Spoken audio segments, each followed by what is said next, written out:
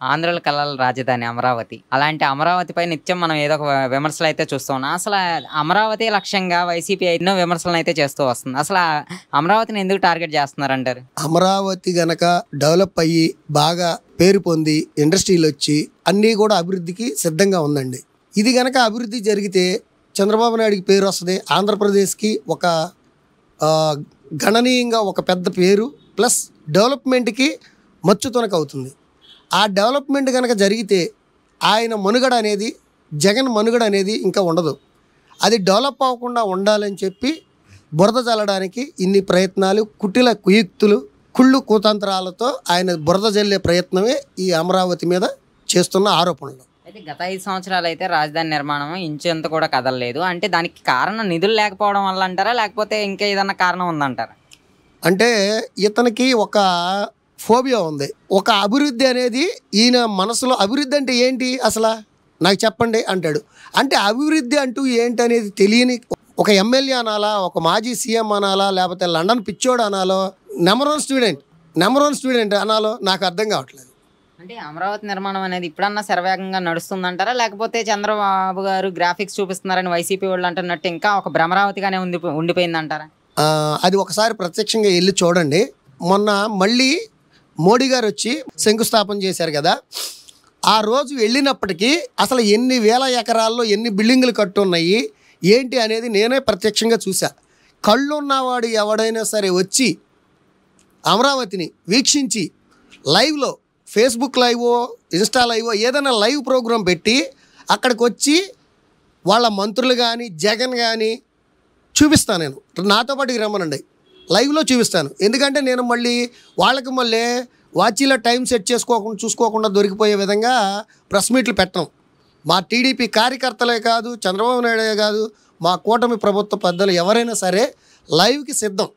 మీరు ఎవరైనా రావడానికి సిద్ధమా? మీ మంత్రులైనా, మీ పక్కనే ఉన్న ఆ అంబటి రాంబాబు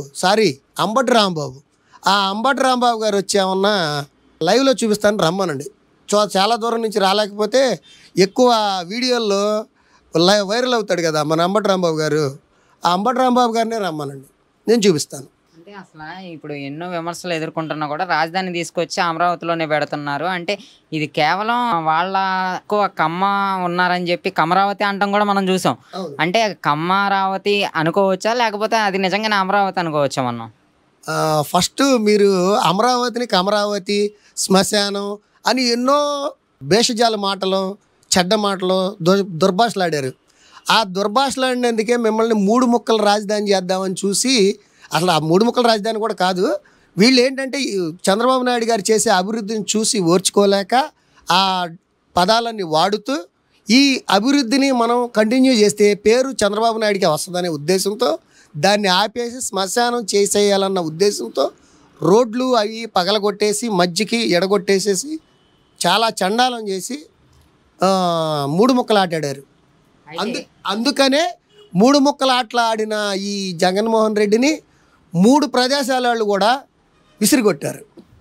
అయితే ఒక ఎడారి ప్రాంతం అనడం, ఒక శ్మశానం అనడం కూడా మనం చూసాం అమరావతిని. అలాంటి ఎడారి ప్రాంతంలో కావచ్చు, ఒక శ్మశానం లాంటి ప్రాంతంలో కావచ్చు, కంపెనీలు వచ్చే అవకాశం ఉందా, పెట్టుబడులు వచ్చే అవకాశం ఉందా? ఎవరైనా నమ్మి పెట్టుబడులు పెడతారంటారా అసలు? ఒకప్పుడు జగన్ ఉన్నప్పుడు మొన్న ప్రభుత్వంలో అక్కడ గజం ఎంతకు పడిపోయింది, ఇప్పుడు గజం ఎంత ఉంది? అప్పుడు కేసీఆర్ అన్నాడు, వాళ్ళ మిత్రుడు బాగా దోస్తు జగన్ దోస్తే అన్నాడు, ఏమన్నాడు, అరే మన తెలంగాణలో 1 ఎకరం అమ్మితే ఆంధ్రప్రదేశ్లో 4 ఎకరాలు కొనొచ్చురా అన్నాడు. అదే కేసీఆర్ ఇప్పుడు రేవంత్ రెడ్డి అంటే ఏదో ఫ్రెండ్షిప్ మీద అంటున్నాడు అనుకోవచ్చు. అదే కేసీఆర్ ఇప్పుడు ఏమన్నాడు, చంద్రబాబు నాయుడు గనక అక్కడ అమరావతి స్టార్ట్ చేశాడు అంటే మనకి ఆల్రెడీ తెలంగాణ తగ్గిపోతుంది అన్నాడు. కరెక్ట్గా అదే విషయం. ఇప్పుడు ఇక్కడ ఎకరం ఉంటే ఇక్కడ ఎకరం అమ్మితే అక్కడ 4 ఎకరాలు అమ్ముకునే పరిస్థితి, బళ్ళు ఓడలు అయ్యే విధంగా తయారైనాయి అని చెప్పి వాళ్ళ మిత్రుడైనటువంటి చంద్రశేఖర్ కేసీఆర్ గారే చెప్పాడు. సాక్షాత్తు ప్రధానమంత్రి నరేంద్ర మోడీ గారిని తీసుకొచ్చి పునర్నిర్మాణం చేయించారు అమరావతిని. ఓహో అమరావతి ఇంద్రుడు ఏలిన అమరావతి అంటున్నారు. మనం చూసుకుంటే సాక్షి మీడియాలో ఇటీవల కాలంలో ఏమన్నారంటే వేశ్యల గృహం అన్నారు. అంటే మనం అంబరానున్న అమరావతితో పోల్చొచ్చు అంటారా, లేకపోతే ఒక వేశ్యల గృహంతో పోల్చొచ్చు అంటారా అమరావతిని? వాళ్ళు వేశ్యల గృహం అన్నారంటే వాళ్ళకి దానికి అలాంటి నోటు దుర్భాషలాడే వాళ్ళని చేత్కరిచ్చారు జనం, 11 ఇచ్చారు. ఈసారి కనుక ఇలాంటి దుర్భాషలాడి చేస్తే ఆ 11 కూడా రావు. ఆఖరికి ఆయన అధ్యక్షుడైన ఆయన ఎమ్మెల్యేగా ఆయన సొంత నియోజకవర్గంలో ఆయన ఎమ్మెల్యే కూడా గెలవలేడు. ఇప్పటికే ఆల్రెడీ జడ్పీటీసీలు ఎన్నికల్లో వాళ్ళకి డిపాజిట్లు కోల్పోయారు. నెక్స్ట్ ఇప్పుడు డిపాజిట్లు కాదు, వాళ్ళ ఇంట్లో ఓట్లే రావు. ఖచ్చితంగా చెబుతున్నా. ఆల్రెడీ సీఎం గారికి ఎక్స్ సీఎం గారు మన జగన్మోహన్ రెడ్డి గారికి తన తల్లి చెల్లి ఇద్దరు చెల్లెళ్ళే ఓటేయలేదు. ఇంకా ప్రజలు ఏదో పిచ్చి జనం ఉంటారు కదా, ఆ అభిమానంతో ఉన్న పిచ్చి జనం కూడా ఇప్పుడు మారిపోతారు. అసలు చంద్రబాబు గారు అధికారంలోకి వస్తే వర్షాలు పడవన్నారు. ఇప్పుడు చిన్నపాటి వర్షాలకు కూడా అమరావతి మునిగిపోతుంది అంటున్నారు. అక్కడ అసలు ఎలాంటి పరిస్థితి ఉందంటారు? అక్కడ గోదావరి పులస చేపలు కూడా దొరికే పరిస్థితి ఉందని ఒక మాజీ ఎమ్మెల్యే కూడా అంటున్నారు. గోదావరి పులస చేప ఎటు నుంచి ఎటు వస్తుందో కూడా తెలియనంత మూర్ఖులు వీళ్ళు. అసలు పులస చేప ఎక్కడి నుంచి వస్తుంది? గోదావరిలో వస్తుంది. కృష్ణానదికి గోదావరికి తేడా తెలియని ఇంగిత జ్ఞానం లేనటువంటి మూర్ఖులు, తంబుగాళ్ళు, నిశానీగాళ్ళు మొత్తం ఆ పార్టీలోనే ఉన్నారు. సలహాదారులకు కూడా అందరూ కూడా అటువంటి తంబుగాళ్లే.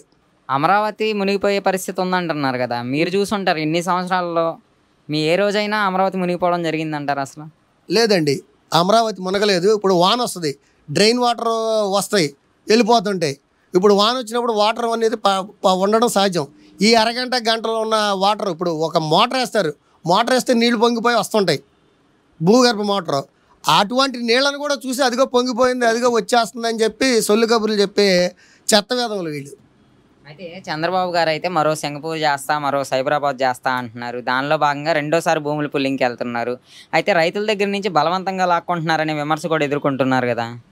అదన్నీ కూడా అబద్ధం అండి. స్వచ్ఛందంగానే ఇస్తున్నారు, వాళ్ళకి బాండ్లు ఇస్తున్నారు.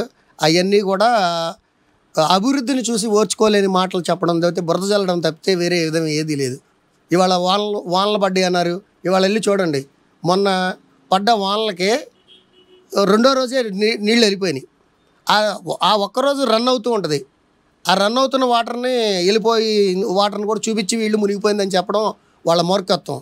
మొన్న లాస్ట్ ఇయర్ ఇక్కడ సింగనగర్ మునిగిపోయింది. అయ్యే వీడియోలు, అయ్యే ఇతర వీడియోలు భయపెట్టి భయభ్రాంతులు చేసి ఇక్కడ విజయవాడ సెంట్రల్ నియోజకవర్గంలో కూడా సింగనగర్ ప్రజలను భయపెట్టాలని చూశారు. కానీ లైవ్లో మా కార్యకర్తలు, ఆ లోకల్ కార్యకర్తలు, బోండవమ్మ గారు, ఆ ఏరియా పెద్దలు వాళ్ళందరూ లైవ్లో వీడియో తీసి, ఫుడ్ బ్లాగర్స్ కూడా వీడియో తీసి ఇప్పుడు నైట్ వాళ్ళ 19వ తారీఖు ఇలాగ వానలు వస్తున్నాయి, ఇదిగోండి లైవ్లో చూపించి రేత్రిపూట వెలగలేరు హెడ్ రెగ్యులేటర్ దగ్గర మొత్తం చూపించారు. ఆ రోజు భయపెట్టి ఎంత దుష్ప్రచారం చేశారంటే అంత దుష్ప్రచారం చేసి సింగనగర్ ప్రజల్ని గత సంవత్సర వీడియోలని, ఆడియోలని నీళ్ళు వచ్చేస్తున్నాయి అది ఇది అని చెప్పి భయపెట్టి ఇచ్చేసి బురద చల్లారు.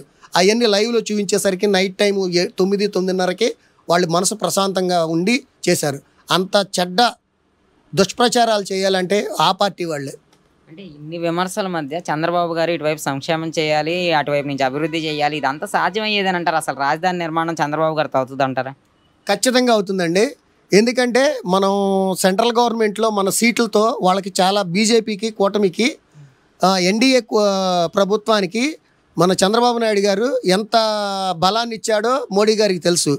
మన జగన్ వెళ్ళినప్పుడు ఏదైనా ఫండ్స్కి వెళ్తే ఫండ్స్కి అడగడానికి అని వెళ్తాడు అంతే, అడిగేది లేదు, చచ్చేది లేదు. ఆయన కేసుల గురించి ఏదో మాట్లాడుకోవడానికి, లాలూచి పట్టడానికి ఆయన వెళ్ళేది.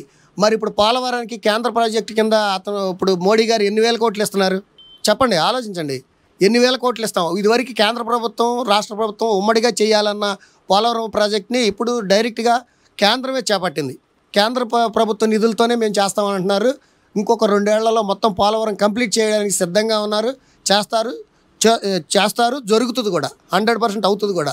అంటే ఈ పోలవరం కావచ్చు, రాజధాని నిర్మాణం కావచ్చు, రాష్ట్ర అభివృద్ధి కావచ్చు, అసలు ఈ 3 సంవత్సరాలు పూర్తవుతుంది అంటారా? పూర్తయ్యే అవకాశం ఉందంటారా? ఉందండి. అంటే మ్యాక్సిమం 3 సంవత్సరాల్లో ఎంత స్పీడ్గా చేస్తే అంత మంచిదని చెప్పి ఫస్ట్ ఇన్ఫ్రాస్ట్రక్చర్ మొత్తం కూడా డెవలప్ చేస్తున్నారు. ఇన్ఫ్రాస్ట్రక్చర్ డెవలప్ అయితే కానీ మిగతాయి రావు. మ్యాక్సిమము ఇంపార్టెంట్గా రెవెన్యూ అనేది ఏదైతే ఫస్ట్ ఆంధ్రప్రదేశ్కి రెవెన్యూ లోటు ఉంది కాబట్టి ఆ రెవెన్యూ లోటుని భర్తీ చేసుకోవడానికి ముందు ఆ రెవెన్యూ లోటు భర్తీకి సంబంధించినవన్నీ పూర్తి చేస్తారు. తద్వారా నెక్స్ట్ ఒకటి చేసుకుంటూ వస్తారు. నాకు తెలిసి ఒక 50 to 70% ఈ 3 సంవత్సరాల్లో అయిపోతుందని నేను అనుకుంటున్నాను. మ్యాక్సిమం 50% పైనే అవుతుంది. ఎందుకంటే ఒక కన్స్ట్రక్షన్ చేయాలన్నా, పూలింగ్ జరిగి అవన్నీ రోడ్లు ఇన్ఫ్రాస్ట్రక్చర్ మొత్తం డెవలప్ అవ్వాలన్నా 3 నుంచి 10 ఏళ్ల పాటు పడుతుంది ఖచ్చితంగా. 3 నుంచి 10 ఏళ్ల పాటు పడుతుంది. కానీ ఇప్పుడు ముందర రెవెన్యూ లోటును భర్తీ చేసుకోవడానికి ఆ రెవెన్యూ సోర్స్ అనేది ఏదైతే ఉందో దాని గురించి ముందు మన చంద్రబాబు నాయుడు గారు కృషి చేస్తారు, చేయగలరన్న నమ్మకం ప్రజలకు